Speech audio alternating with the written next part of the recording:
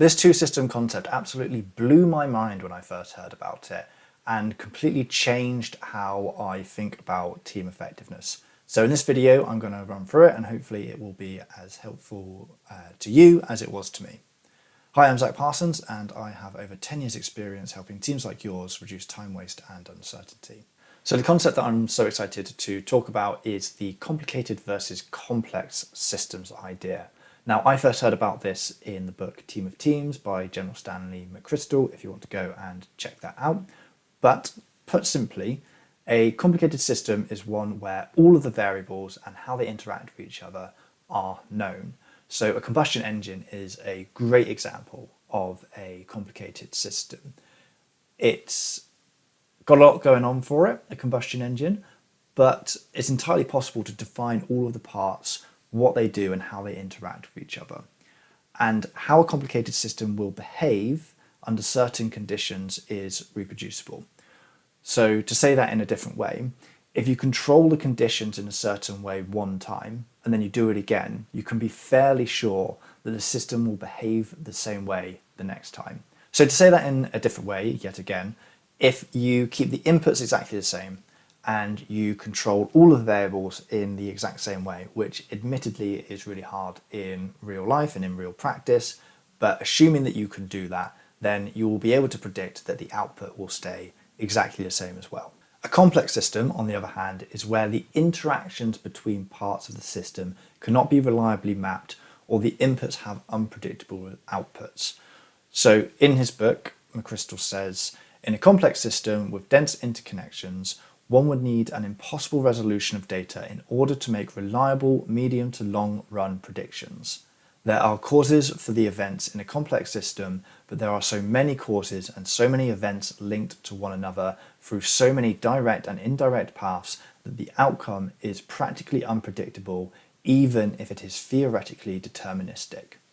So the human brain is one example that he gives of a complex system.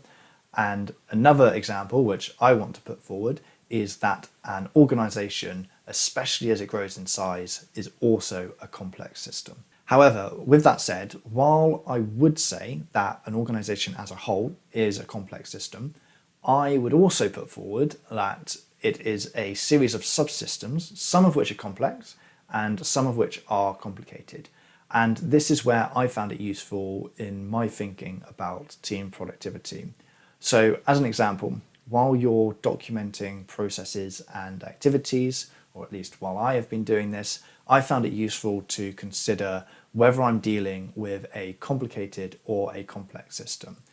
Or to put it in another way, the extent to which I can reliably predict an output based on certain inputs. Let me give you an example to show you what I mean. So if your organization delivers online events, and I think this is an example that a lot of people can kind of wrap their heads around, just given that you're watching something online and it's not an event, but it's a video. Let's assume that you deliver online events on a regular basis, so it is actually worthwhile to document your processes. This isn't a one-off event where you're never going to do it again. There are some subsystems within that process that are predictable. So for example, generating the meeting link, sending out invitations, setting up software on the day. Those are all things that are going to stay the same every time you do the event unless you switch software or whatever. They're relatively stable unless you change your approach to online events.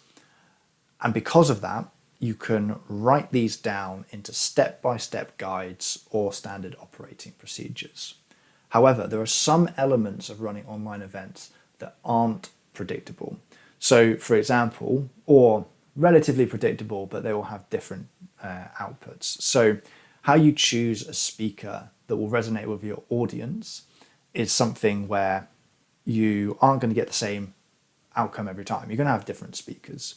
How you deal with a heckler, that's such a different scenario every time that you can't write that down.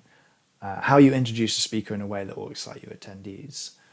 All of these are things which can't be documented into a repeatable approach or a repeatable script. Instead, what you can do, and the only thing you really can do, is to create principles for how you're going to handle these parts of the process. Okay, so let's summarize everything we've been talking about today. So A system can be complicated or it can be complex, with complicated systems being predictable and complex systems being not really predictable at all. Organizations as a whole are complex systems, but they can be broken down into subsystems which are either complicated or complex. Complicated systems can be mapped into step-by-step standard operating procedures, whereas complex systems can only be handled with principles. As I said at the beginning, this is something which I found useful with my thinking. Would love to hear in the comments what you think, whether it's useful, whether it's not. And if there's anything else you want me to cover when it comes to team productivity, again, let me know in the comments and I will see you in the next video.